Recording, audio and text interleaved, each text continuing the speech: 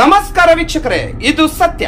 ಅಪರಾಧಿಗಳು ಎಚ್ಚರಿಕೆ, ಅವರು ಎಲ್ಲಿ ಅಡಗಿಕೊಂಡರೂ ಹಿಡಿಯಲಾಗುವುದು. ಸುಪ್ರೀಂ ಕೋರ್ಟ್ ನಿರೀಕ್ಷಣಾ ಜಾಮೀನನ್ನು ನಿರಾಕರಿಸಿದರೂ ಶರಣಾಗದೆ 1 ವರ್ಷಕ್ಕೂ ಹೆಚ್ಚು ಕಾಲವಾಗಿ ಮಾರುವೇಷದಲ್ಲಿದ್ದು ಮಾದಕ ವಸ್ತು ಪ್ರಕರಣದಲ್ಲಿ ಆರೋಪಿಯಾದ ಸಂಬಂಧಿಕನೊಂದಿಗೆ ಮೊಬೈಲ್ ಫೋನ್ಗಳನ್ನು ಆಫ್ ಮಾಡಿ ಕರ್ನಾಟಕ ಆಂಧ್ರದ ಗಡಿಯಲ್ಲಿ ತಂಗಿದ್ದ ಕೇರಳದ ತ್ರಿಶೂರ್ನ ಆಲೂರ್ ಪೊಲೀಸ್ ಠಾಣೆಯಲ್ಲಿ ಪ್ರಕರಣ ದಾಖಲಾದ ಅಪರಾಧ ಸಂಖ್ಯೆ 27/2023 ಎಂಬ ಪ್ರಕರಣದ ಆರೋಪಿಯಾದ ಆಲಕೋಟ್ನ ಸ್ಥಳೀಯ ಬಿಬಿನ್ ಸನ್ನಿ ಎಂಬ ಕ್ರಿಮಿನಲ್ ನನ್ನು ತ್ರಿಶೂರ್ ಜಿಲ್ಲಾ ಪೊಲೀಸ್ ಮುಖ್ಯಸ್ಥ ನವನೀತ್ ಶರ್ಮಾ IPS ಅವರ ಸೂಚನೆಯಂತೆ ಆಲೂರು SHO ಮೊಹಮ್ಮದ್ ಬಶೀರ್ನ ನಾಯಕತ್ವದಲ್ಲಿರುವ ಪೊಲೀಸ್ ತಂಡ ಕೋಲಾರ ಜಿಲ್ಲೆಯ ನಂಗಲಿ ಪೊಲೀಸ್ ಠಾಣೆ ವ್ಯಾಪ್ತಿಯ ಸರ್ಕಲ್ ಇನ್ಸ್ಪೆಕ್ಟರ್ ಅರ್ಜುನ್ ಗೌಡ ಮತ್ತು ಅವರ ತಂಡ ಆರೋಪಿಯ ಅಡಗು ತಾಣವಾದ ಕೋಲಾರ ಜಿಲ್ಲೆಯ ಕೋಣನಕುಂಟೆಯಿಂದ ಅನಿರೀಕ್ಷಿತವಾಗಿ ಆರೋಪಿಯನ್ನು ಸುತ್ತುವರಿದು